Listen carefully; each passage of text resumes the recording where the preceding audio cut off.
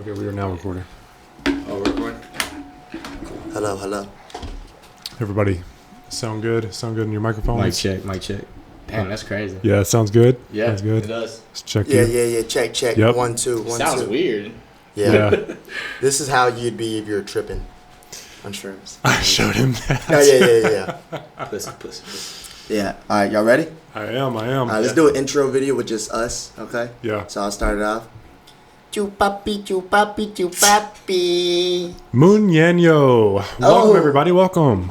What is going on? What is going on, guys? Man, I'm excited for today's podcast. This is probably our 4th one today, right? Yes. Yeah.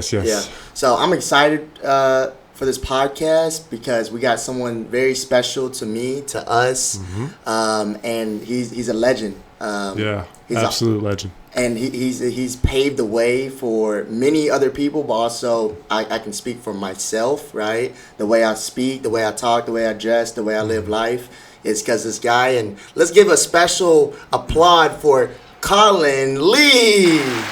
That's our guy. Weighing in at 285. What's going on, my guy? I've been trying to lose about 20 pounds. Yeah. You know what I'm saying, for the past 3 years. Yeah. So Yeah. We getting there, but it's He's not actually 285, by the way, no. guys. But no, it's a pleasure to be here, and I'm glad, and this is awesome. I love what y'all have going on. Yeah, man. And I'm excited.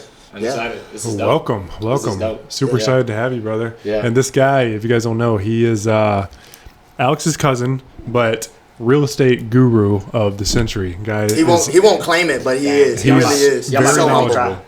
Y'all about to make me cry. Golly. How's the marriage life been, my man? Man, it's been great. It's been great, like, for real. You don't want to get a divorce yet? Nah, that ain't happening. Nah, I can't do it. If you stuck with me, you stuck for life. I love And it. that goes for anybody, you know what I'm saying? Uh-huh. So, but no, it's been great. I love her. Her name's Janae, and I'm excited to build with her. You know, build our empire and just live life. You Yeah. know? That's Congratulations start a to you family. guys. Yeah, appreciate And, it. Appreciate it. and before we get too deep, the main topic today is many things. This guy right here is a vibey guy, wavy guy. We could talk about whatever, you know. And one of the things we're going to be talking about is real estate, of course, because once again, real estate guru. But before we get into that, I want to ask you, with marriage, right? Some people say they marry because of love. Some people say they marry because of it's like a business relationship. Right. Yeah. What has that relationship been looking like for you so far? It's a union, for us, we are believers of God, Jesus Christ, and we were excited we wanted to tie that knot and walk that walk together. So we're There you go. it's and the love has always been there, but once you do that, the love is even stronger. So That's great. By By the way, you guys didn't have like a regular reception or anything like that, did you? No, we didn't. We figured that it would be best and that made me feel good as well, knowing that my significant other wanted just my last name, wanted to marry me, and I mean, I don't want to say just women, but just people in general will want a huge wedding, right? Yeah. And I'm glad that we could come to a compromise, and we both agreed like a huge wedding just wasn't for us. And y'all didn't drop like 50 to 90 racks? Definitely not. Definitely not. Yeah, we just went to Atlanta, just did a small ceremony, courthouse ceremony, paid like $250. Okay. And then the next day we just dipped off to Thailand. Dang. Stay for a month. So Yeah, I mean, that's where it's at. That's where the real fun's at. Yeah, it was dope. We had a good time, and no regrets on that. We still are possibly considering, having hosting a reception just for like family and friends. Okay. Yeah. But we'll see how that goes. We got a lot of stuff going on right now as far as like business and stuff. So Yeah. Yeah. Okay. That's exciting. So I want to ask a little bit about that. Let's just talk about relationship. People love talking about relationships. Yeah. So I want to ask you, has Janae always been like business oriented, or have you been implementing that, or how is that relationship? Yeah, we have a really good relationship when it comes to business as well. You know, obviously, you know, that's my wife, and any relationship you're gonna bump heads, you know. Yeah. And of course, when you're doing business, sometimes it can get crossed over into, you know, relationship, you know. But you know, my job is to lead, and so that's what I'm here to do, you know. And she has as much as a say so as I do, and basically, you know, we're just open to listening to each other and going with the facts, you know. And so we've had success in what we've been doing, and we hope to just continue to keep it going. I mean, I love it, bro. Yeah. I love it. And the reason I'm asking about this is because, you know, me and Taylor are pretty similar here. We're very emotionless. Yeah. Like, and we that's good. Very. Yeah. When it comes to business, I mean, depending on what the business is, I get it. Go ahead. I'm sorry. I would say no. You're good. You're good. I would say when it comes to business, maybe I'm a little emotional, but when it comes to a relationship, what me and Teddy were talking about, we're emotionless. And we were talking about this last night, and we both figured out that our girlfriends say the same thing to us about. We kind of wish you were a little bit more emotional, but and understanding. You know, it's something that we both should work on. You just got to get into your inner lover boy. Yeah, you know what I mean? Yeah, for sure. You were definitely a lover boy. Your inner romance, your inner, you know, romance. You know, it's just something that you learn through experience. Yeah, but more comfortable for you. Nah, yeah, I'm sure. But no, it's just like you said, right? Yeah. You lead as a man, you lead, but also she just has as much as a say so as definitely. you. Yeah, right. 100%. And that's the thing. Me and Taylor were talking about. It's like we're the kings, right? And our girl is the queen, for sure. right? Exactly. And I'm getting to understand. It's like, okay, if I don't respect or value my girl, and I'm not, you know. If I'm not like neglecting her and not trying to put her into consideration of her thoughts and her opinion, then she ain't no queen. She a peasant. Yeah. You know, and we need to treat our people right. Very true. Yeah. So just, hey, I'm learning every day, man. Yeah. And I would say I want to be your testimonial. Like, you know, you're a leader, right? And I want to be a great testimonial of yours. This is another thing. You've paved the way. You've gone first, and not only have I understood many things from you, but now it's like relationship wise. Right, yeah. You know? No. So. Vice versa, though. You know, we learn things from each other, you know, and I'll say that for you as well. So I appreciate it. I remember the time where I was a college student and I was broke, wasn't doing nothing, spoiled too, you know, and we all live, as long as you are willing to, you know, speak about it and you understand that, then you know, I think that's always a good thing. But I remember you know, you were hustling and I was just in college, just having a good time, and I don't regret it, you know. But you pulled up to the house and you were like, hey, come inside, like come sit with me inside the car. You know, I tell you this story all the time, but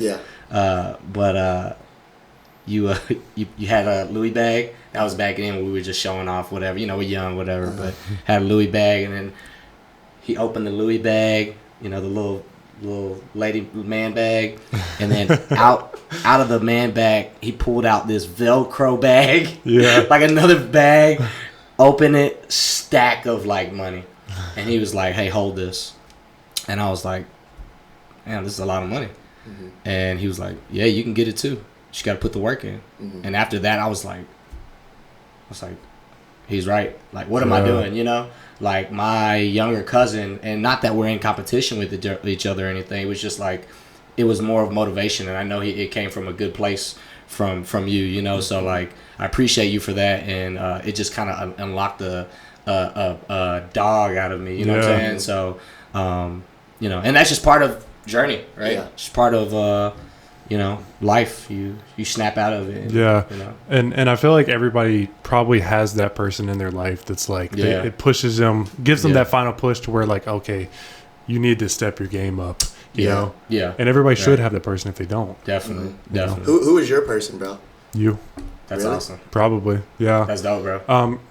Yeah, I mean, because whenever you and I first went into business together, you know, I was coming out of you know, my previous partnership with another business partner, and then on top of that, I was just kind of lost because our business had kind of, separated. I didn't really want to do film anymore, but you kind of got me back into wanting to do film with quantity media and marketing and stuff. I knew I didn't want to do weddings, and that's a whole other subject. But yeah, we got back into doing quantity media, and it was great. So yeah. That's great, bro. Yeah. Man, this by the way, I just want to speak on this guy too, and soon we're gonna be having mini podcasts with just me and Taylor as well, episodes of it. But Taylor, he's a man of many talents, and I'll tell you this guy is definitely a team player. Seriously, because like I told you, and I'm gonna speak about it on camera too, because I want people to know these two guys are very important as well as many other people as well. But these two guys, Taylor, within our partnership, it's like I don't know, and I was telling Taylor about this yesterday. I don't know. He makes my job easier. I'll say it like that. You know what I mean? Taylor is a team player, and whatever it is that I need assistance in, he's always gonna be there. So I just appreciate you, bro. I appreciate you too. The boy about to cry. Taylor. Yeah, no, I mean, likewise, man. I mean, you came into my life at a very good time, so I'm glad we are where we are. You make me horny. Oh my God. Cut that part. No, we're not cutting that part out. But so now let's go ahead and get into it, man. Yeah. Colin Lee, how'd you get into real estate, my brother? Yeah, man. It's been a long, frustrating journey. I mean, but anything that everything always comes to light. So I'm super glad and blessed to be able to be where I'm at. But to answer your question, I always grew up wanting to get into real estate. Didn't really think it was gonna be like a full-time thing for me. But after I graduated college, or during college, our family owned nail businesses. Yeah, tell your story. And so I grew up in that entrepreneur background. Yeah. So that was always nice. I managed one of my family's businesses, and so I've already built that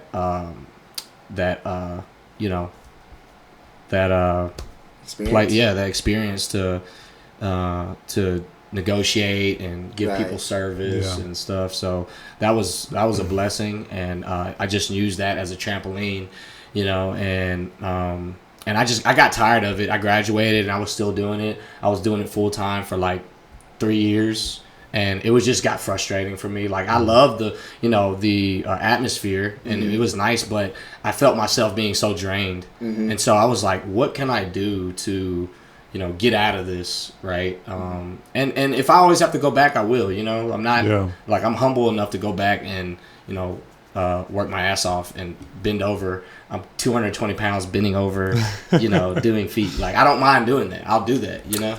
Hey, feet. Whatever we got to do. Whatever we got to do, exactly. Whatever we got to do, So I've done pretty much everything that everybody has done. Forex, option trading, like anything that you can think of, right? Trying to figure out a way to, beat the rat race. Right? Like, trying to find my own thing. For the people that don't know, what is Forex? Man, I don't even truly understand it. That's why I didn't have any success at it. So. Well, I'll ask you this. Do you think Forex is a scam? I don't think it's a scam, and because you can do Forex by yourself. I think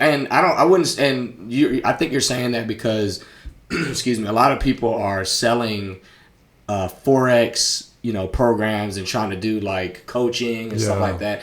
I wouldn't say that's a scam. I just think that that's just some sort of like pyramid business. People call it a pyramid scheme. It just sounds bad, but it's just a form of business. Right. You know what I'm saying?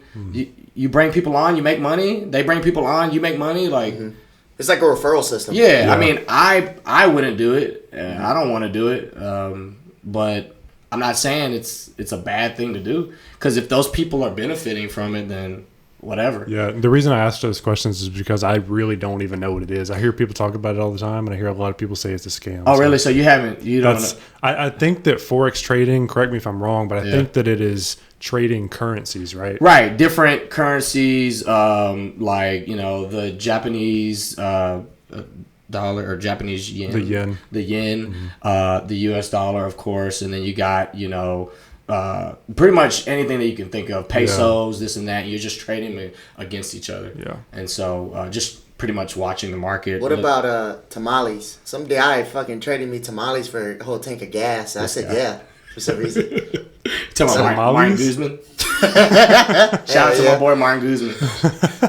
Coding genius. Yeah, shout out to my boy Martin Guzman. But yeah. But yeah, I mean, to go back to how I got started in real estate, pretty much tried everything. It was the fall of heading into the winter of 2020. Damn, that boy remember the exact date. I do. That's how. Hey, I don't be remembering dates like that. I mean, I just remember it so vividly because it was a shifting moment in my life. Did you feel that? Did you feel that shifting? Yeah, moment? I did. It was crazy because I remember very vividly when I was in undergrad, I was taking the real estate hours to get my license, and I could have knocked it out in a week, the hours, if I wanted to. Right. But my head just wasn't there, right? And I just wasn't focused on it, and it just happens, right? It happens. So when I got serious in the fall of 2020 because I was just tired of doing nails, and so finally finished my hours. And when I finished, I went to go take the exam, failed both of them. I like to say I studied, but we're just great at taking tests, aren't we? Yeah, nah. What do you mean by that? I just suck at taking tests. I suck at English. Yeah, I mean, but anyways, and then I was got discouraged, but I didn't quit there. I was just like, let me just try it again. Right. I'm gonna try to study this time, and whatever I call studying is studying, and I went and took it again. And I think I passed. There's two exams. There's a state and then there's a national exam. I think I failed one of them and passed one of them. But at that point, it was October, and I was so tired. I was like, man, I was discouraged at that point. And I was like, I looked up on YouTube. I was like, how do I get into real estate without any money? Yeah. And I found this thing called wholesaling real estate. And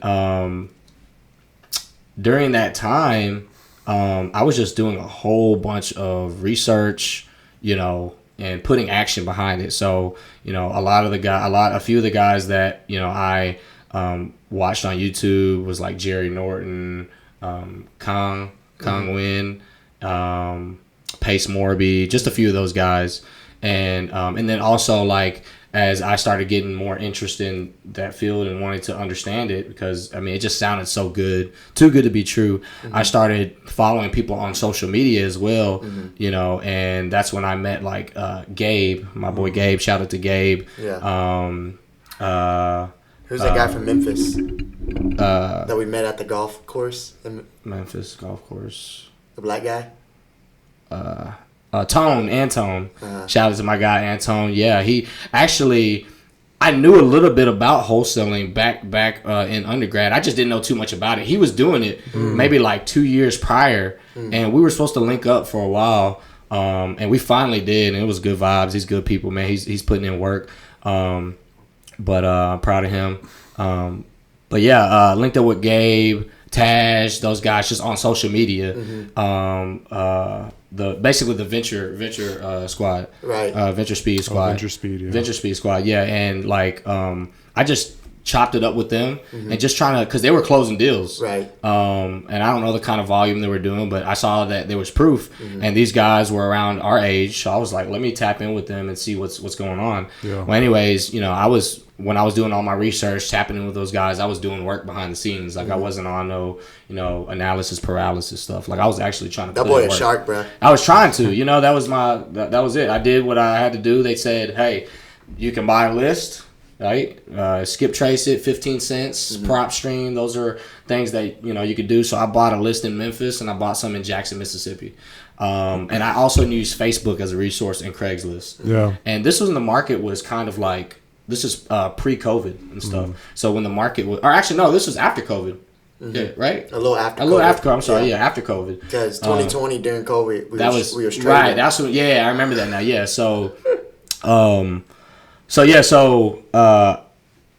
on Facebook and just started asking people like Facebook Marketplace, hey, I'm a cash buyer, yada, yada, yada. Didn't know nothing. Just shooting my shot, right?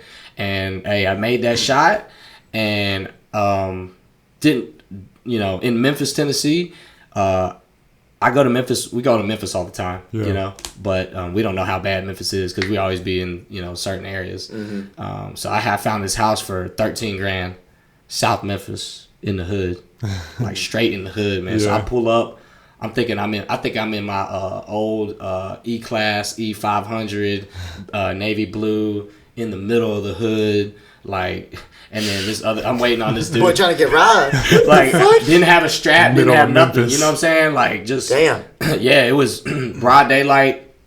And, I was just, trying to make my way, and I met up with the seller. It was a young guy, our age. He was in school, and he was doing it as a project, and he basically just ran out of money.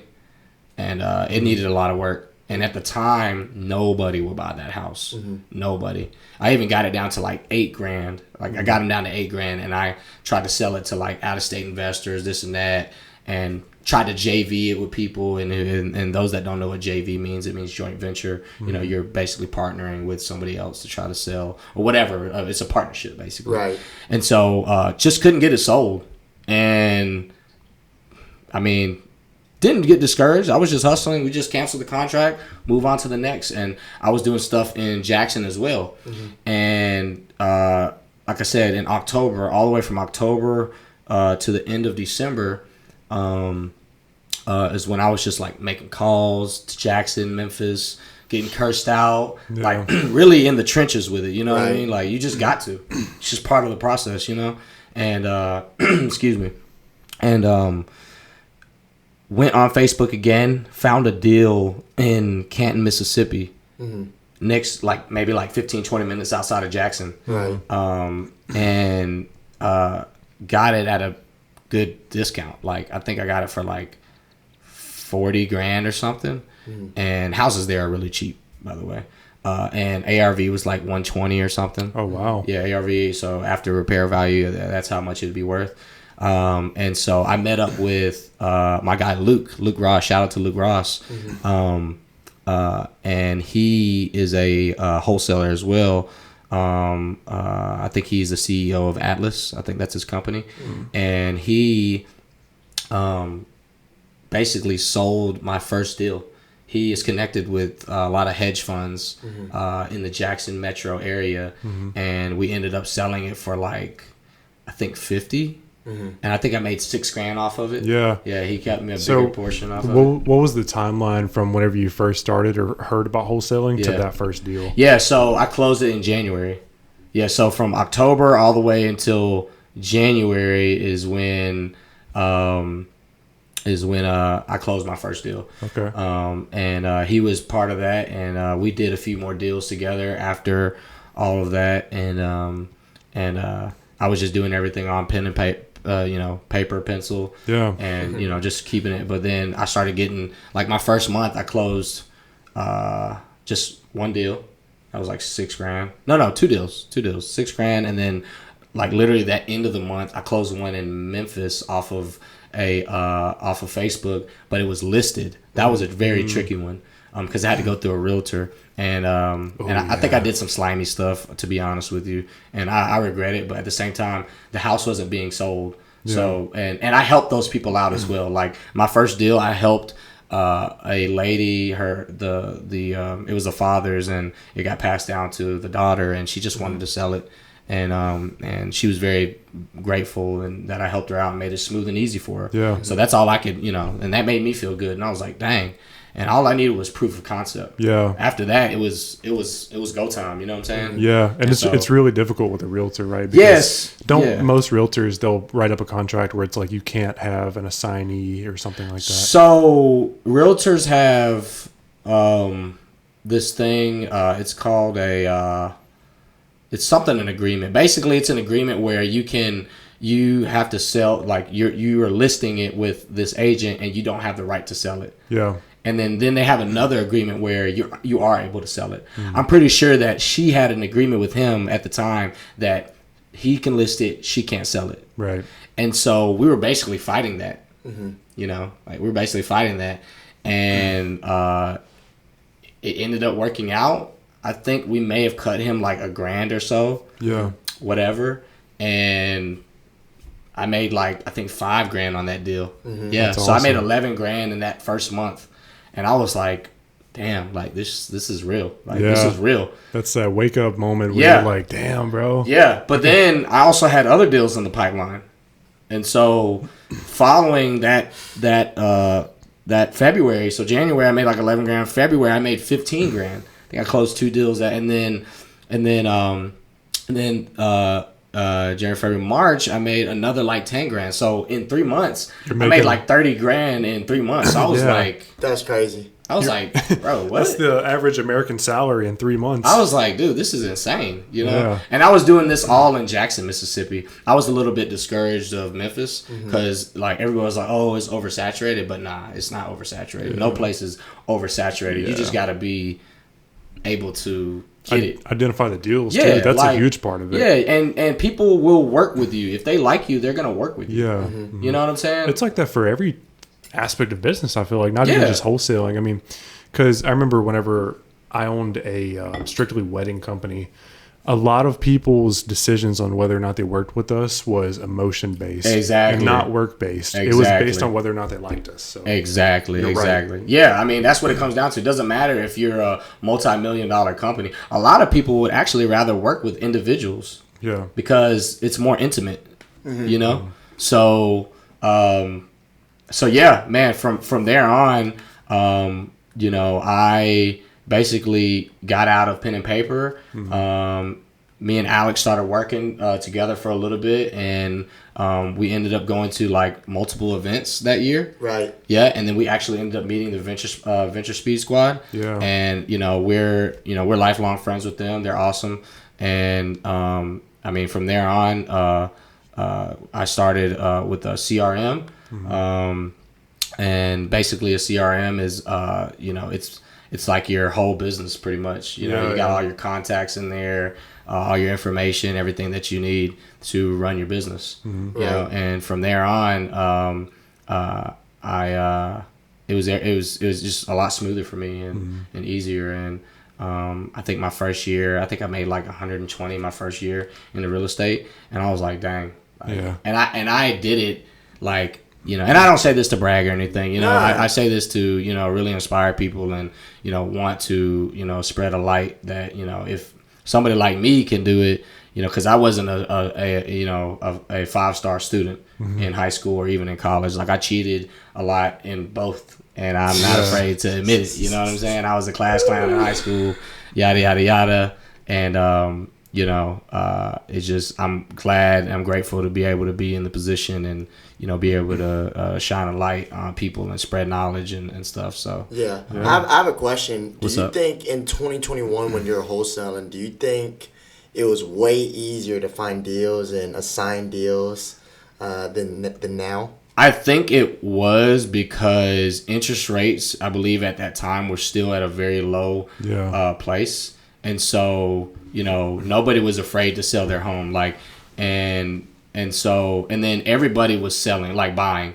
Like these investors were buying left or right. They didn't Everybody care. was selling and buying. Selling and buying. That was just, you know, people weren't afraid. As long as you got a discounted deal, you know, there was an investor ready to buy it, like somebody ready to buy it. And so I think in 2020, 2021, like right after COVID, like it was very easy to you know, like right now it's very difficult to find deals because interest rates are at, you know, 7+%. Right. So you got your, you know, your people that are 40 and older that have locked in, and 30 and older or whatever have locked in at like 3% interest rate, and you know they want to stay there and they don't want to sell their house, their personal house, or even their investment property, whatever the case may be, because it's just too good of a deal, you know. But I'm not saying you can't find any. You know, there's definitely deals out there. You just gotta put the work in. Right. You know, it's just part of it. So So basically, if you were to reiterate it into bullet points, if somebody wanted to get into wholesaling real estate, how could they do that? So what I would do is, if I were to go back and there's different scenarios to do it. If I were to go back and do it with little to no money, I would go do my research on YouTube. YouTube University is the best thing you could do. You know what I'm saying? And look up those guys that I already said, Jerry Norton, Colin, Pace Morby, and there's tons of other guys and learn from those guys, and don't be stuck trying to do it for a month, put the work in while you're learning, Right. Make those calls. That's Implement the only those thing. things. You got to make those. At the end of the day, you have to make those calls. Right. If you're not making calls, you're not making no money. And you're not helping people, Right. And so I would do that, and you can buy a list for $100 if you wanted to. That's $100. I think 15 cents. So what? That's $100. That's 1,500 records, I think, if I'm doing the math right. I don't know, but anyways, you can buy a list and you can call from that, or you can do what I did and just go on Craigslist and Facebook. Again, my first deals were on Facebook, so But so, and then when you do that, you get the property under contract. You get it at a discounted price, and this is just the basis of it, right? Get it at let's just say 50% of what it's actually worth. Yeah. And most investors are going to buy 70 to 75% of what, and they're going to want to be all in 70 to 75% of the actual value of the home once it's completed, depending on the market. And then you make your money off of that. So let's say you get it for $50,000, right? And or let's say you get it for $50,000, right? And it doesn't need much work at all, maybe like 10 grand, right? You sell it to an investor for 60, because they know that they can put 10 grand in it and be all in 70,000, and then keep it as a rental, refinance out of it, pull out 70 to 75% of the equity, or sell it on the market and make a quick $20,000. That's a win for everybody. You make your 10 grand assignment fee. The seller makes their $50,000, and then the investor makes their $20,000 to $30,000. Right. So it's a win-win for everybody. And again, it's very. I always tell people this. It's very simple. The process is very simple, but it's not easy, right? So you got your purchase and sales agreement that you have between you and the seller, and then you have your assignment that you have between you and the buyer. And you just take those two documents to, depending on your state, a lawyer or an attorney, a lawyer, attorney, or a title company, and they'll do the title search for you, set a closing date, buyer brings the funds, funnels through everything, you get your check, seller gets their check, everybody's happy. Makes sense. So where are you at now within your real estate career? Yeah. Because you have a wholesaling operation. You still wholesale, correct? Yeah. Okay. Yeah. So where are you at right now within your real estate career? So right now I'm in the process of building out my portfolio. And so that's primarily what I'm focused on. And so right now I have, we own, but I also have an Airbnb and a long-term rental. And then they're both in Memphis. I like Memphis a lot. It's in our backyard, so we're like an hour away. It's in our backyard. It's a great market. It meets a lot of these houses meet the 1% rule, which the 1% rule is basically like whatever you buy it for, you need to be able to rent it 1% of what your purchase price is. So if you buy it for $1,000, you better be able to rent it for. I'm sorry, if you buy it for $100,000, you better be able to rent it for $1,000. Right, the 1% rule. The 1% rule, right? And that doesn't always work. You have to factor in interest rates, property taxes, and stuff like that, vacancies. So you definitely, in today's market, you want to be lower than $100,000 to rent it for $1,000. But yeah, I have 2 properties right now, and they're doing great. I bought it 2022 of December, and the Airbnb. And it does pretty well. It's been on the market for about 4 or 5 months now. It was a big headache going through that first project, because I'll say that project, when we bought it, it only needed like cosmetic, bathroom, kitchen, paint. That was our plan to do that. And then we were just going to list on Airbnb.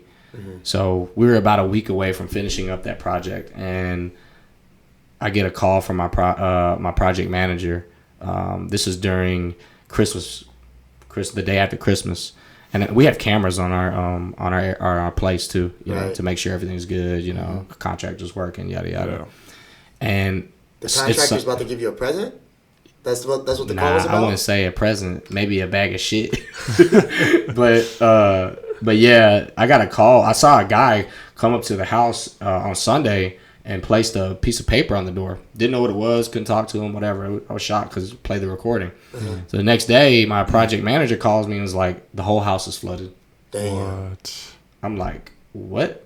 A week and a half away. Like literally, from being completed, we're ready to go. 97% complete, and then all of a sudden, boom.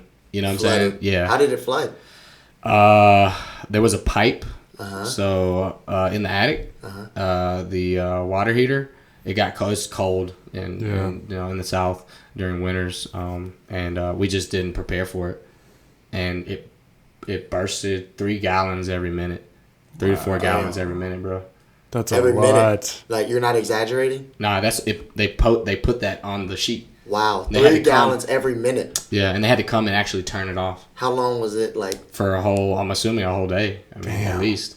Damn. So yeah, that when we found that out, we were just like, our stomachs just dropped. Yeah. And I was like, it just had to happen, right, on our first investment property. Like, it just had to happen, right? Yeah. So we learned a lot from that project. Luckily, we had a really good, an awesome project manager, Elizabeth, Projectify Memphis. She's awesome. Shout out to Elizabeth.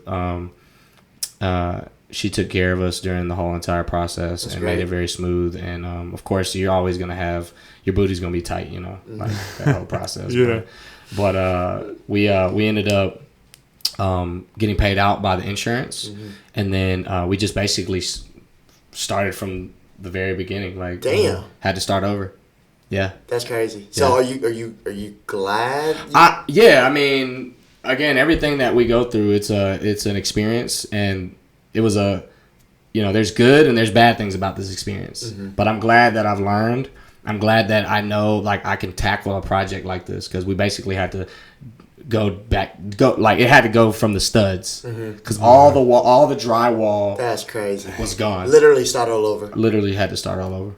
Yeah. So, but it worked out well. I mean, we picked it up at a really good price. I got it for $120. We put about $30 in it, and it appraised for $220. Pulled out the cash. I got a few grand in it. Pulled out $147. Got a few grand in it. Got a really high interest rate on it though, but it's okay though. It's just it's 8.3, so it's a very high interest rate. And if I would have known what I known, you can't refinance it. I could, but then there's a refinance penalty. It's a 5-year refinance penalty. I went it's a DSCR loan. They look at your property, and they make sure that the rent can at least cover it. And so we're just Airbnb-ing it. We finished it up in like end of February, March, and then we furnished it for a whole month. We stayed in there for a whole month just to kind of get the feel of it. See what we could do better, what we can do this and that. And then we launched it like the end of March. Yeah. Or March, April, around that time. April, yeah, somewhere around that time. And man, we got our first bookings. Like, when? I think it was like the day of. Yeah. We had bookings day of. Wow. And then we had bookings the next few days. Like, I remember I was in bed in Oxford. I was in bed, and Janae was out of town. I think doing some work, and I get a notification from Airbnb, and they're trying to check in tomorrow. Yeah. And I'm like, damn. And it's like $800. So I'm like, and I call, my girl, and I'm like, babe, what should I do? And she was like, that's up to you. She didn't actually want me to do it, but I was like, this is our first booking. Like, we might as well just take the opportunity. Yeah. So I did it. Got booked.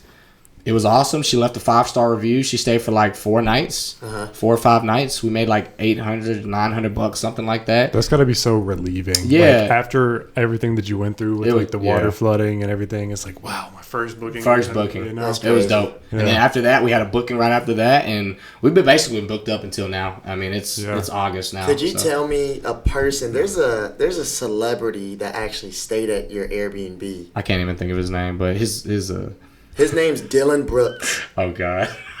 His name's Dylan Brooks, and he's an NBA basketball player for Memphis Grizzlies. Yeah. So, I think his maybe his girl was there. Yeah. I just remember seeing a Rolls Royce pull up to the house. I'm like, dang, who is this? I'm like, okay, you know what I'm saying? And so I just started. We have a front camera, and then we have a camera above the garage as well. Mm-hmm. And I was looking at it, and I was like trying to see who this is. Like, it's some rich guy. Got to be some rich guy. Mm-hmm. And so, I put 2 and 2 together, and I ended up finding him on social media, and turns out it was Dylan Brooks. That's crazy. And I think his girl was just booking the Airbnb, right? And I don't know what they got going on, but but no, it's cool. I just wanted to highlight that and let people know. Yeah, you literally had a Rolls Royce pull up, and turns out he drove a Rolls Royce. And he pulled up the next day in a Porsche. Like that dude, I was like, okay. And then when we pulled up there after they stayed, my neighbor, he was like, "Are you cousins with Dylan Brooks?" I was like, I might be.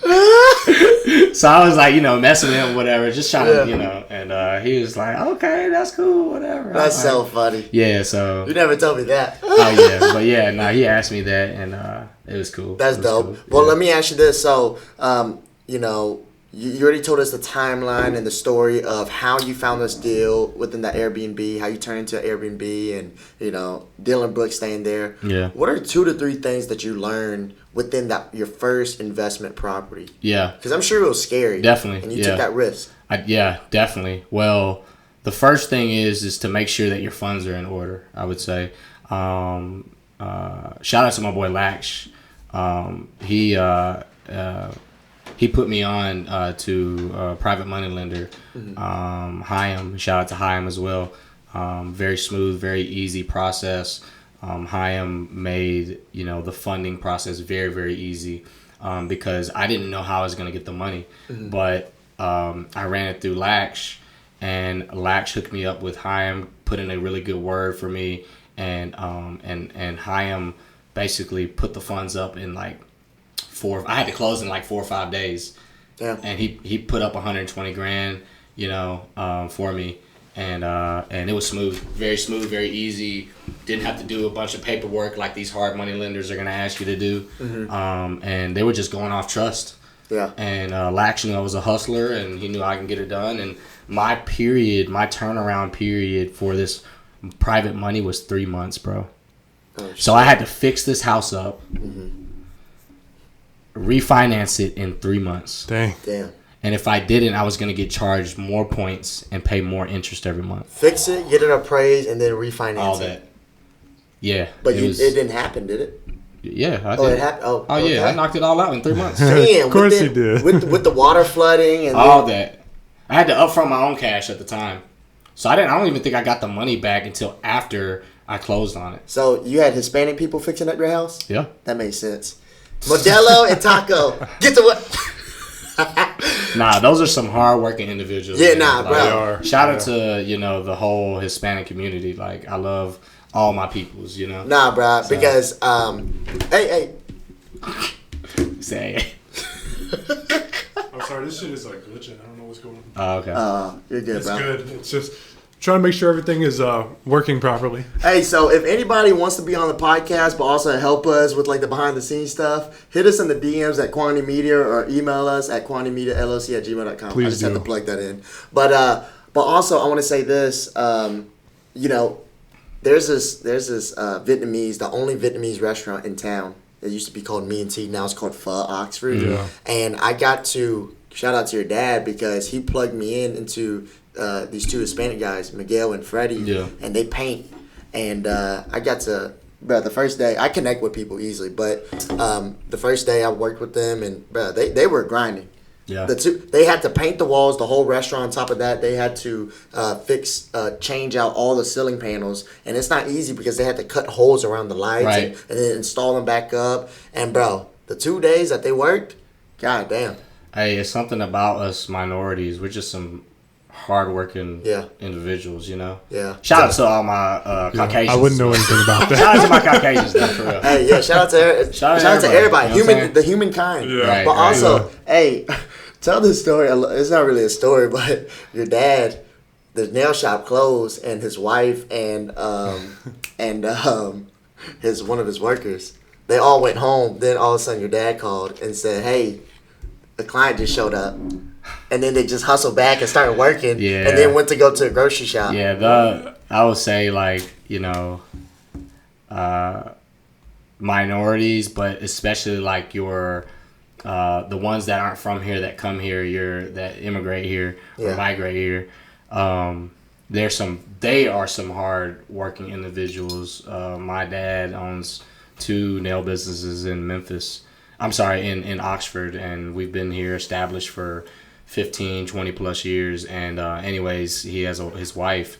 They're just shutting down, and my dad calls them and says, like, you know, there's 2 clients here, like, and they're like, after they're going to Kroger shopping, whatever, for, you know, whatever they're getting, and hey, they're ready. Like, they're ready to hustle, you know? Yeah. And so, yeah, I mean, you know, but when you come from nothing, I mean, it's, you know, it's easy to, that's just what they do. Like, when I went over to Thailand for my honeymoon, man, like, the life that those people live, it's I bet it's very, I know they work hard, but at the same time, it's the little things, you know? Yeah. And a lot of people don't appreciate those little things. Everybody wants materialistic stuff nowadays. Everybody wants big booty and fake this and that, where, you know, over there, it just seems like materials and all that doesn't really matter, you know? Yeah, bro. And they're just working. They're just working to hustle and provide for their family. Well, you know? we were talking about this the other day. We think that people who are in countries who are not first world, like second and third world countries, are happier. Yeah.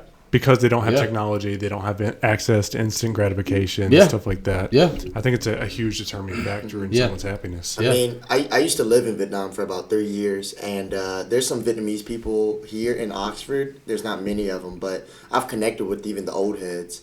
And I asked them, you know, which part they like better, and they said Vietnam, just because here in America, it feels like they're working all the time just to pay the bills. Yeah. But in Vietnam, it's just like you wake up, and it's just every day. You just wake up, and you just doing your thing. It's more slow. Yeah.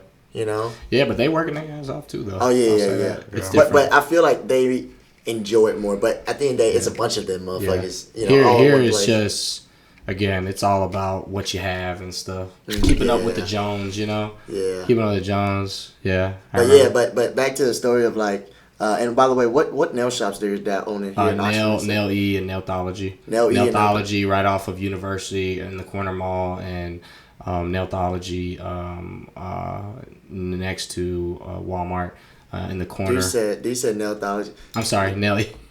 I'm sorry, Nail E. Dude smoking this pipe over here finna get me high as a kite. I'm going to put y'all on, don't worry.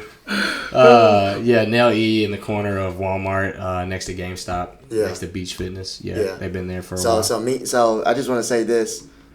So basically, they went to go back to work on those pedicures. Meanwhile, your dad behind the, like Krusty Krab, count the money and shit. Yeah, definitely. I mean, that's him. You know. Nah, he's a hustler. Oh, definitely. Would you say that's the guy that has paved the way for you or For sure. inspired you? For sure. Yeah. In what ways? I mean, he's just dude is just a character. I mean, that's all I can put it. Like, he's an interesting guy. Like, he's loved by a lot of people, especially women in the Oxford community. He knows how to come up with that energy. Yeah. And he's just a businessman, and he definitely taught me a lot. Taught me how to talk. Taught me how to walk. Just, I mean, you know, and just trying to follow in his footsteps and make him proud, and my mom as well. You know. Yeah. And so yeah, I mean, That's great, man. It's crazy, like the whole domino effect of like how he paved the way for you and inspired you, and how that translates to me, and so forth. That's what we do. That's what we're here in life for. Yeah, and it'll be passed down to your kids, your family. You know, like that's what it's all about. Like putting your future family, your family now on as best as you can. You know, you don't want to give them everything. Yeah, you know, you just want to do what you can to. Like, you know, what's the saying? You can lead a horse to a pond or some bullshit. Boy, what the You can lead a horse to a pond. Yeah, lead a horse to the pond, make it dookie, make it, you can bring the bucket to the horse, but you can't make him drink the water. Lead a horse to a pond, but you can't make it drink it. Oh, yeah. Something like that. This sounds like some white people shit, but I don't even know what they're talking about. I thought he was going to finish it, but That's why he was looking at me. I was like, lead a horse to a pond. I don't know. But yeah, man, shout out to Chris Lee. Shout out to Lena as well, my mom. Yeah, that's great, man. Great people. But so I want to ask you now. Let's jump into this real quick. Yeah. You know, do you plan on having any? You and Janae, y'all plan on expecting any kids or anything? Nah, we're not expecting any kids, but you know, we're just living. I mean, that's all I can say. We're just trying to build our empire, you know, and that will be a part of our empire as well. I definitely we have to have children, you know, right? Like I want to leave a legacy to my children and my kids, and I want them to remember me, you know, for a long time, you know. So, you know, that's my goal in life, and then of course try to bring, you know, I have multiple goals in life, but you know that is the bigger picture. Okay. You know, family is really important to me. So so let's talk about this then. You know, we talked about family, we talked about relationships so far, and real estate. You know, outside of real estate, is there any other business ventures that you plan on or want to get into? Or yes. Right now, are you just focused on real estate? So I'm not. So that is my main business. I do also have an ATM business as well. And that does well. I really like that because it's, I mean, it's very simple. It's a very simple, easy business model. I mean, you buy an ATM, you load it, and then it just makes you money every month. And all you're doing is filling it up.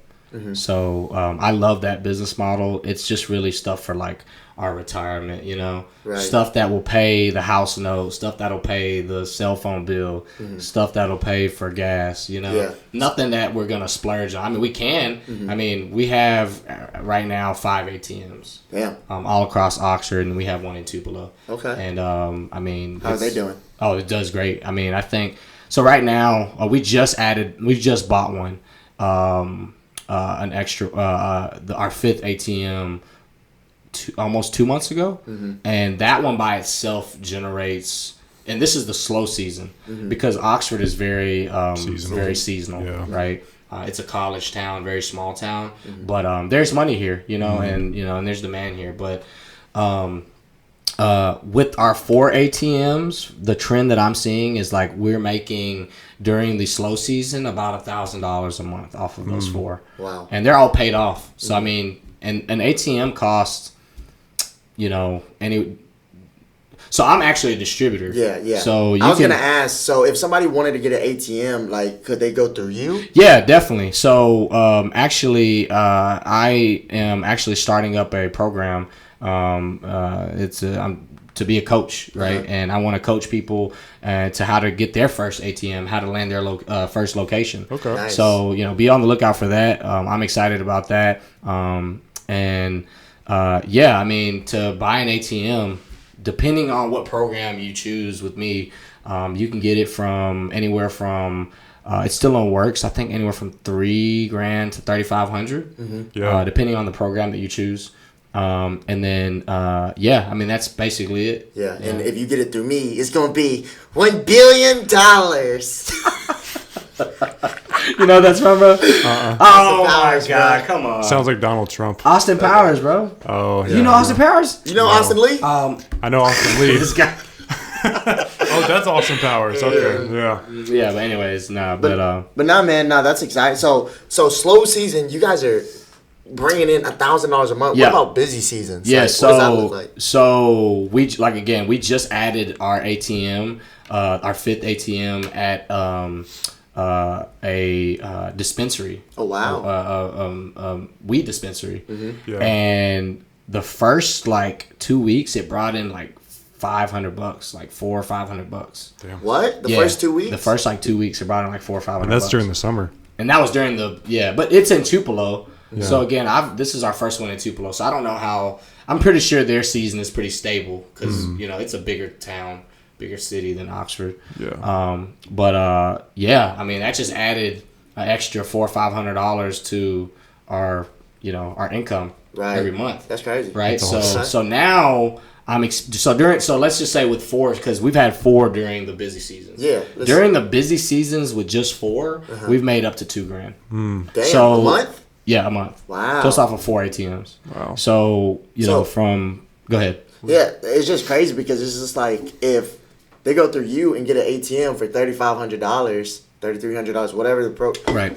I mean, they make their money back in about if they have a busy. Well, you have 4, but essentially you can make your money back with having these ATMs. Yeah, within a year. Yeah, I mean, I will say we started out with 1, Yeah.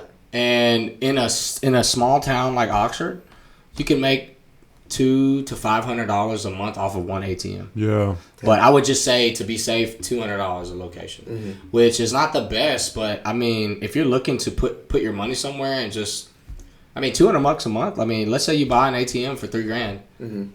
I mean, you'll pay it off in a little over a year. Yeah. But if you and again, this is a small town. I mean, you got 20 to 30,000 people when all the students are gone. That's nothing. And then you have 60,000, 50 to 60 when all the students are here. Yeah. So that's a small town. Making $200 to $500 a location here. Pretty damn That's good. pretty good. Yeah. But imagine if you were in a big metropolitan area like Memphis. Right. I mean, you'll probably easily make $500 off of an ATM. So speaking of metropolitan area, you ever thought about putting an ATM in a strip club? I mean, that would be awesome. I'm not gonna lie. That would be a moneymaker. But at the same time, it's not really my vibe. It just has to make sense. Come on, throw a baby. It would definitely make a lot of money. It would definitely make a lot of money. So I've been I'll say I have been to a strip club, and it probably wasn't the best strip club. Was it New Orleans, like the one that I went to? Nah, I went to a strip club out in Jackson, Mississippi. Oh, hell no. Jackson, Mississippi. First mistake. V Live, baby. V God Live. damn, it sounds New Orleans and Jackson. They're both terrible. Yeah, I went to. Tell us your experience. Oh my gosh, it was it was a funny experience, and this is back when I was in undergrad with my frat brothers, my Sigma brothers, and man, we were just there, just having a good time. I've never been. I was like, let's go, and it was cool. It was just in a back road with rocks as where you park, and then you had one security guard in the front. They didn't care how old you were. I don't even think I was 21 at the time. I may have been, whatever, and I think you even had a cop in there. I think I remember even seeing a cop in there, and people were smoking weed. Shit, they was getting lap dances. Nah, definitely. People were smoking weed, and that's probably why it was shut down. That's probably why it shut Oh, down. shit. Yeah, it's not there anymore. But that was, it was an experience. I wouldn't say it was good or bad. I'll tell you my first strip club experience. By the way, I've only been to 2. All right. Nah. Where? Yeah. So one of them I went to. The first one I went with my uncle, and I went with my uncle in fucking New Orleans. Like bro. his dad? Chudo. No. Chudo. Doobie. It's my uncle. He's like 32, and I went with him for my first time. New Orleans. Fucking motherfucker twerking on me. Fucking, I was doing this shit. God. Smelling fucking bologna and blue cheese. Nah, you for real? Just fucking crackheads. Fucking. What the? Hell no. Yeah. Oh my Basically, it just smelled like bologna. Well, yeah, you were in New Orleans. Like sweat bologna. I do like New Orleans though, but Boy, fuck nah. I like New Orleans, but nah. I ain't The only time I go to New Orleans if we hit up Pascal Manal's. Oh yeah, that's the spot right there. The oyster spot. Yeah, but I would say if you're gonna go to a strip club, you need to go to like an upscale strip club. Yeah. Yeah. I don't understand the obsession with New Orleans. So many people love New Orleans. And It's just the culture, bro. Like Yeah. you got when you think of New Orleans, you think about food, like Cajun food, seafood. You think about cheap drinks and just like partying. You know, like that's it. And it's dirty. And you think about dirty. I And guess beignets. Yeah. And stuff like that. I'm just not much of a partier. I guess that's Same, why yeah. I don't really. Yeah. That's yeah.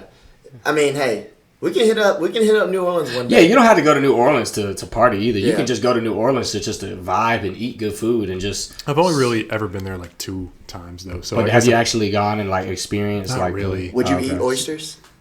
I'll try He it. ain't eating oysters. He ain't eating I'll oysters. try. Taylor's kind of a picky eater. I am. Yeah. Yeah. I mean, it's not too bad now. I mean, tell I him. would start out with you eating some cooked oysters first. Yeah. And then if you're like, okay, this isn't bad, then you go to like a raw. Rockefeller. Yeah. Basically with cheese and stuff like Yeah, that. yeah. Damn, my shit's watering right now. I'm hungry. God. Y'all wanna go eat Man, after to take this? a trip. Yeah, Sure. go Yeah. Yeah. Where y'all trying to eat at? Obi's or I don't know. trying to eat some I don't tacos? Wherever. I'm down for whatever. Okay. Down for Whatever. Yeah. But yeah, I mean, tell him, bro. Shit, you a picky ass eater, and yeah, so- you wasn't even eating any vegetables. I wasn't eating any vegetables, and just as of recently, so something came up in my life, which was my back hurting. Okay, I'm 24 years old for context, Golly. and You do got a long back. I do. I'm pretty tall, really long and torso. a long. This guy. Freaking gay. Anyway, so my back started hurting as soon as I turned 24, bro. It's the weirdest thing in the world. I had my birthday in July, and my back started hurting right after that. I swear to God. Damn. Dang. And so I was like, okay. I told Alex about it, and he's like, okay, you need to stretch, blah, blah, blah. But, okay, I started stretching. Nah, motherfucker. Tell him who helped you stretch. You was doing the doggy pose, and I was like in the back, like doing this. You stretching. would always make everything. Nah, so Alex did help me stretch out. So the truth comes out. Not in no gay ass shit way, but I changed my diet. I stopped eating fast food, and I think that also really helped. Bro, you're always eating Sonic. I was eating for Sonic, real? McDonald's, anything that you can Dang. think of. That's And- what a lot of American people do, though. Well, yeah, a lot of American, particularly white people, I'm going to say. No, I would just Nah, say people why, in general. like Yeah, people, yeah. yeah, people in general, but American people though. Yeah, the American Compared to people. like Asian people, like shit, you already know our parents be cooking, whipping it all up, day, every day. got some delicious fucking yeah. Y'all already Oh, know. no. Y'all already know the vibes. If y'all want to eat some Vietnamese food, just go to Pho Oxford. It's next to Papa John's. But anyways, continue. Bro. Anyways, moral of the story is I started cooking my own food. So I cook steak and chicken and rice, and All day. I eat vegetables now. what kind of Hey. vegetables, sir? Asparagus and snap peas. You should try Okay. broccolini. Broccolini. Broccolini is so good. What is that? Like it's like broccoli's big bruh. Oh, big bro. Yeah, it's like broccoli's like big brother. Like Yeah. Hey, bro, Yeah. tell me a little bit about I eat spinach too. what else. What else? You showed me something in the car earlier. You said you started doing this new thing now. You want to try? Oh, okay. So there's this thing, and it's called sea moss. Oh, Okay, yeah. I don't know if have you guys ever heard of sea moss? I've heard. I of heard there's it, a lot but of I've never- beneficial.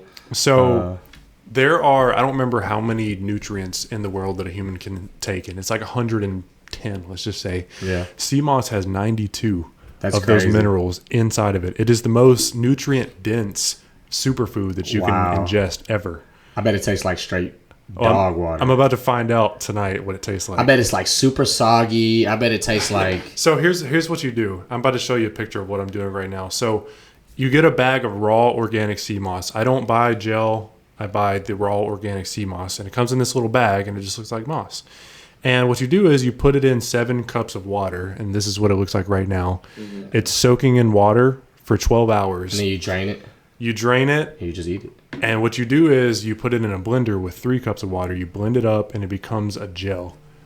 And then you can put that gel in anything that you want. So for me, I'm probably going to put it in like coffee or Gotcha. in a sandwich or something like that. Somewhere you can't tell. You should just try it, like, Yeah, naturally. I am going to try it, but I'll probably have to mask it because I think it's going to taste like shit. How about you? How about take a video of you trying it I will. raw? I tell you what, I'll put it on this podcast. I'm gonna put a video of me trying it raw. Bet. Right now. And guys, also CMOS makes shit long. Oh, damn. So you might as well. I'm just kidding. Nah, I don't know. Oh yeah, it makes your dick bigger. Yeah. Yeah, he'll let you know. He'll let you know. Because I mean, right now I'm solid 3, so we'll see. On hard. Yeah. That's what's up. But no, speaking of health, I want to say this before we get off this topic. Mm-hmm. You know, I feel like a lot of people are ingesting, you know, fast food and like Debbie cakes and sugar and carbs. And what that typically does, I don't know if we spoke about this on the podcast yet, but me and Taylor always talk about it. I mean, you know, yeah, didn't we speak about it in the first podcast? What? Well, I'll say it again because all y'all motherfuckers need to get on a health diet for real, and eat some vegetables. God damn. It's so much more. I want to say this before you go into it. It's so much more than a healthy body. It is your mind. Yeah. And it's your that's gut. KP, eat your veggies, bro. Bro, eat your veggies, bro. Come on, bro. Eat it, man. Just eat it. I'll feed you, bro. But no, it's just like that's what I'm getting to. It's that, you know, especially we live in the South. Y'all know we eat sugar, fried food, and carbs. Yeah. And that's not good. And what that does is I feel like that's why American people are slaved into, like, because we're a first world country. We have all the tools to be great. Right. Why aren't we great? It's because our minds clouded by all this consumption of bullshit, right? That we need to get rid of, and we need to start eating that healthy ass shit. You know, all it is, guys, just consume water, eat your fruits, eat your vegetables, eat meat. You know what I mean? Yeah. Just hit up Taylor if y'all want something. Guys, processed carbs is the worst form of brain fog that there is. You may not realize it, but every time you go eat some French fries, for example, just before you eat anything in the morning, just think about how you feel as they call us fasted, and then go eat some French fries, and I promise you, you're gonna have brain fog. You're gonna be like, what the? You're gonna be like lethargic and brain fog. That's exactly how I feel. Yeah. But dang, That it be boy be worth smashing, bro. it's so worth it. Like, I'm trying to work. Been trying to lose 20 pounds for the past 3 years. You know what I'm saying? Bro, just start fasting, bro.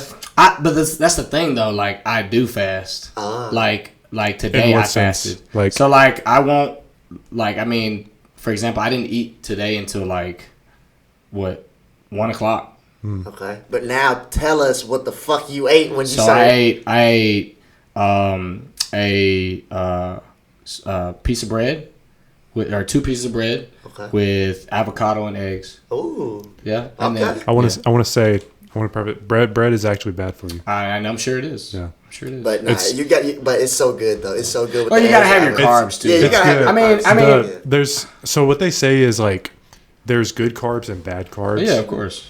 And I don't know what the good I guess the good carbs are like rice and Yeah, but I heard oats. rice is bad for you too. Yeah, I know oats is a good one. That's why a bunch of Asian people face round because they be eating rice. By the way, you look slimmer today. Thank you. So, It's the haircut, actually. it's a haircut. It's the haircut. I got a haircut yesterday too. You got one today? Yeah, I did. Nice. For the Bruh. podcast. I'm gonna go ahead and say it. We got the same barber, and I called our barber yesterday 2 times. And he answered. He didn't answer, and I texted him, and he answered. And I came in, and he looked at me weird. I said, "What's up, G?" He goes, "Oh, I thought you was Colin." I said, "Damn." I'm gonna have to get another barber, bro. So if Chill out, you, chill out, nah, chill I'm for real. Nah, I already told Lee. I said, bro, go to cosmetology school or something and learn how to cut the top. And bro, just start ball fading me and cut the top. Because the reason I say that, not because of that, I just kind of jokingly, but also the thing is, I'm just so busy. I'm not able to pull up to a barbershop anytime. Right. So I feel like if Lee or somebody could just pull up to you. me, And he will do that. yeah, I know he will. Like G's not. I mean, he might. He probably would. Yeah, Nah, it's okay. whatever. He's too busy for me now. Yeah. It is what it is. I'm just being honest. Hey, he a business owner. Yeah. I'm just being honest though. You know what I mean? Yeah. It's all good. It's all love good, though. bro.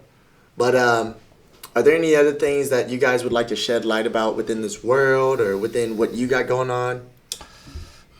No, nothing that I can think of. I'm just trying to get it. Yeah. That's it. Well, I'm really proud of you. I think that's what we all trying to do, man. That's it, bro. I'm proud of you, just though. trying to get it, man. We just finished up our recent project. This is our long-term rental. Yeah. I told you about the Airbnb, the long-term rental near the airport. near all of the jobs. Not South Memphis. Near Memphis Airport? Yeah, Okay. yeah. So not left of the airport, right of the airport, like Oak Haven, Parkway Village area. Okay. So Yeah. that's not South Haven. That's east, sort of. Okay. And really good neighborhood, like dead end street, really nice, quiet. Like I said, 4 or 5 minutes away from the airport. Like FedEx, you know, you got basically all factory jobs around there. So, and then you got Oak Haven High School and middle school right there. Oh, wow. Literally like You're in a good minute area. drive, like 1 minute drive, you know, and got it for a steal, 77 grand. So and then 70 or 7? 77. Oh, I wish it was 7. I was Golly, like, bro. wait. Yeah, 77 grand. So, got it for 77 grand. My dad actually upfronted the cash for me, private money lender.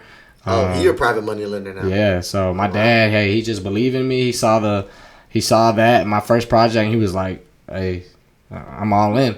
So me and him work out a nice deal. He makes his money too. Right. And then there's no stress on me either, so that's awesome, you know. That's great. Like, There's not no time limit. nah, because I could hold it for a whole year as long as he gets his money back Right. and his interest. You know, as long as he's making his money, he's not mad because he knows that I'll pay him back. You know. Right. Yeah. But anyways, 77 grand.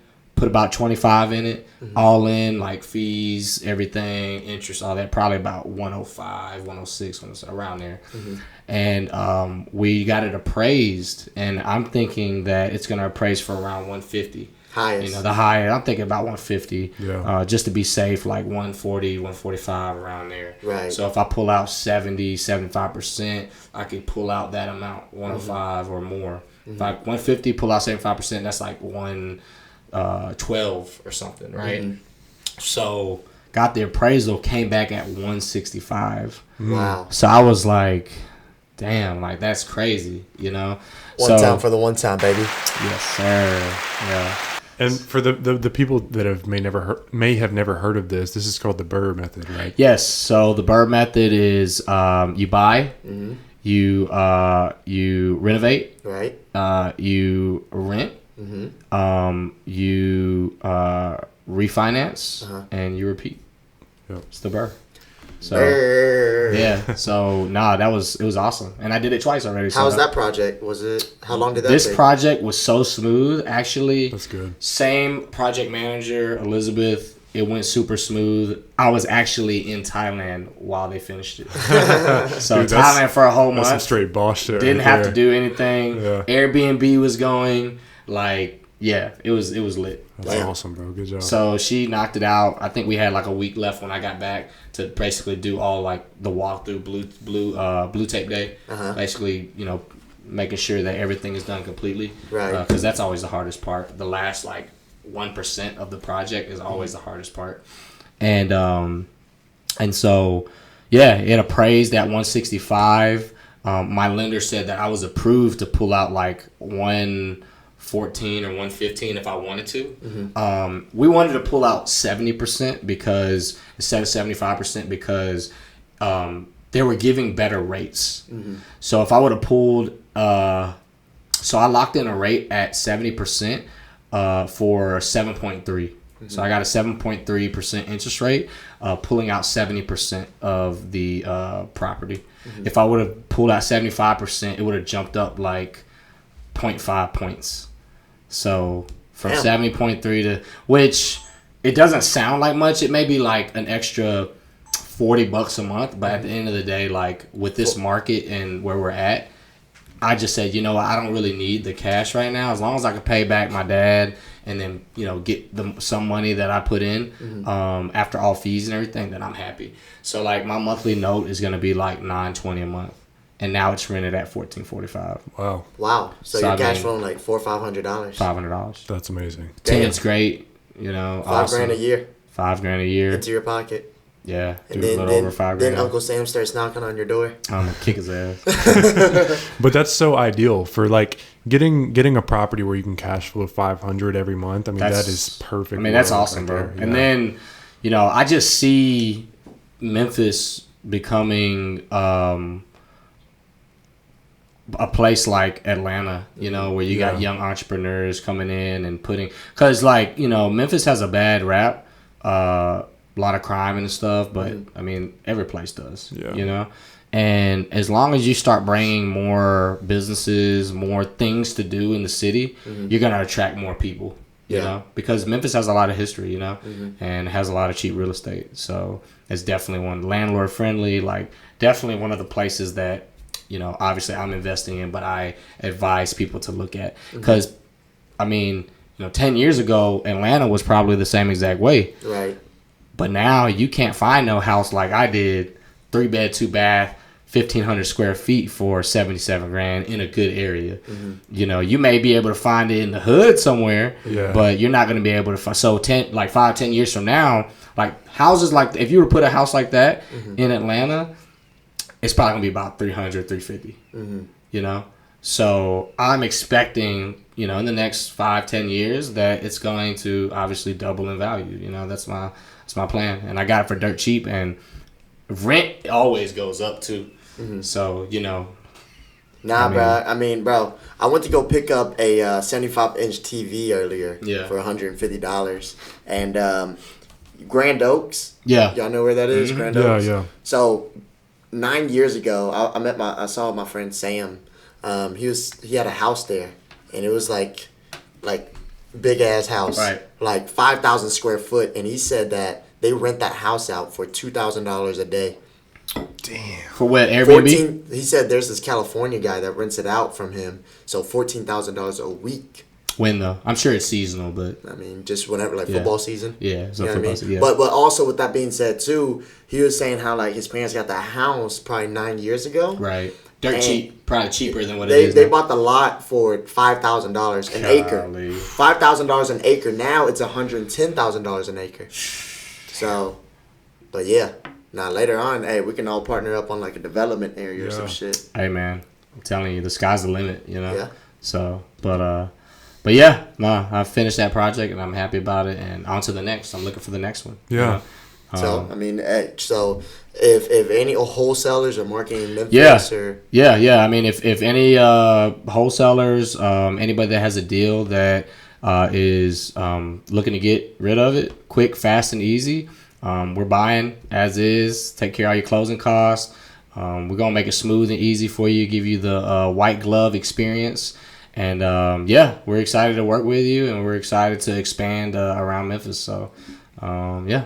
Or would you be looking to get into any other markets other than Memphis? Yeah, so what I would like to do, and this is in the plans, is like I would like to have at least one short-term rental in the places that I like going to. So, for example, I like to go to Atlanta, you know, and I like to go to like, you know, Texas sometimes, you know. So, like, if I were, it would be ideal for me to have a short-term rental in these places like California or something, you know. That's going to be a little bit more difficult, but I mean, if the numbers make sense, you know, gotta pull the plug on it, you know. That's a great idea. Pull the trigger, yeah. So that way I can make money, but also I can block off those days where to, vibe. Exactly. So it was dope because like when me and my wife went to Memphis, or when we came back from Thailand to the States, right? I blocked off that date when we landed in Memphis, and we just Airbnb to yourselves.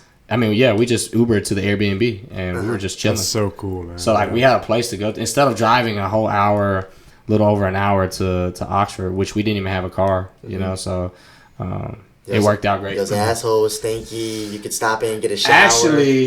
Actually, it wasn't because a American Express Platinum card came in clutch. Yeah. I would say this. If you travel and fly a lot, you know, even throughout the States, but especially if you travel internationally, please get some sort of lounge access because, bruh, that stuff comes in clutch. Yeah. Oh yeah, y'all are in a lounge whenever. Oh yeah. We jumped. I mean, we had like a 8-hour layover, and it was nighttime. We were sleepy. Like in States or overseas? Overseas. We were in Doha, Qatar. Oh wow. Qatar. Yeah. And so they have a really, really nice airport. and we just bounced everywhere in that airport. And I mean, we got free food. We got to shower. Oh, wow. Yeah, I mean, it was nice. We got to sleep. Of course, sleeping isn't always the best experience there. Everybody's sleeping. So a lot of those like single sleep areas are taken up. Yeah. So unfortunately, we didn't get to experience that. But nonetheless, like, you know, to be able to travel and shower and eat and stuff, like, instead of sitting at your terminal for 8 hours, like, Yeah. I remember that, like, traveling with my mom to Vietnam, Yeah, I was like, about to say. yeah, like, just sitting at the terminal for, like, hours at a time, bro, it's dreadful, bro. Yeah. Even as a kid. Yeah, I remember me and my mom, like, because, you know, they got those Yeah, crossbars, bruh. so you can't, like, lay down Exactly. on the thing. Shit, we was You gotta lay fucking- down on the ground. Shit. Hell yeah, put that backpack on your neck. Yeah, but yeah. Yeah. Okay. Yeah. Awesome. Man, you know, that was this has been a great segment so far. We Definitely. really appreciate your time for hopping on Definitely. here. Definitely. Absolutely, man. It was a pleasure. I'm It's fun. awarded you with some Obies. Oh, Yeah. I appreciate that. But we got some few questions for you All right, cool. before we wrap it up. Yeah. So I'll go first. All right. My question for you is, you know, what is your purpose? Why do you do what you do, and what's that drive, that factor that gets you up every day? Yeah. So I will say, like, my purpose changes every day, but I will say that, you know, for me, like, I love to help people. So right now in my life and in my chapter, I am helping people out of a situation, you know, a distress situation, and that right there, that makes me feel very, very good. When I was in the nail business, like, I was making people feel good and beautifying people, Yeah. and that was a good feeling. You That know? was your purpose then? That was my purpose then, and now, you know, this is my purpose. But not only that, you know, I now have a family. You know, my wife, and, you know, and my goal is to be able to be a protector and provider, and so I'm trying to set us up to be able to, you know, take on whatever we need to, right?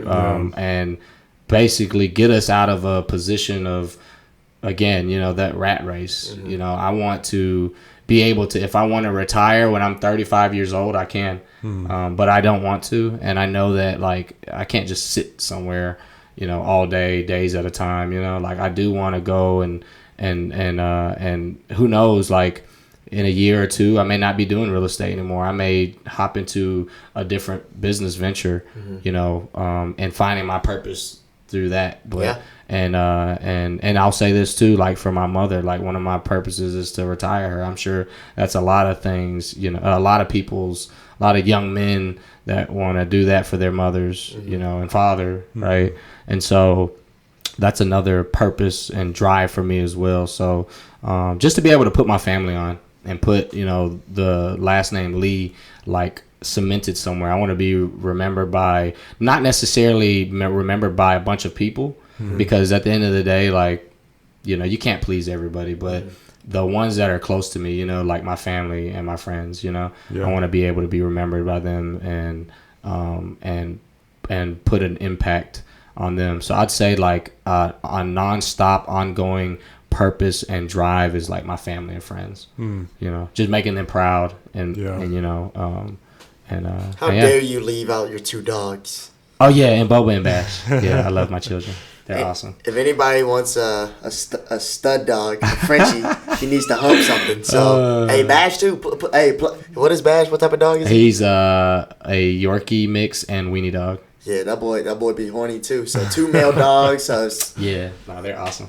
yeah, so awesome. but Yeah. anything you'd So like last question that we ask every guest at the end of every podcast. Yeah. To you, ultimately, what is the meaning of life? So, again, I am a Christian.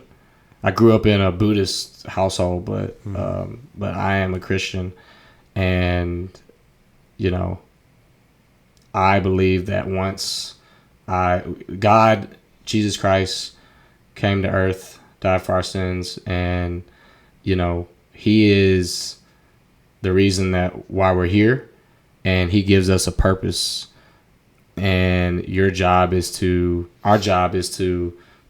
live through him and him live through us. And so the meaning of life to me is just living through your purpose, whatever he gives you, and that's just an ongoing conversation that you have to have with yourself and him. Yeah. And so, again, I'm living, I'm living through him. Right. And once I leave this vessel, then I'm kicking it with dude. Like, we're vibing, you know what I'm saying? And I'm gonna be financially free. I'm gonna be, me and my wife, my whole family, like whenever we, open those golden gates, like we're gonna be vibing, we're gonna be chilling, So I think that's just something, and I know that for me, that is the meaning of life to me. It's just, live it through him, live through his word, follow his words, his instructions, and just be the best individual that you can be. Yeah. That's a great answer. I love it. Yeah. So we'll leave it like this. What is y'all's meaning of life? Comment Until below. the next one. Yeah. Gang. All right. Yes, sir. Man, I've been holding my piss in like a motherfucker, bro. I actually couldn't hold mine. That's why I went earlier. I was trying to like, but I got to pee. That was dope. Yeah. I'm very happy to do that. That was awesome. Great.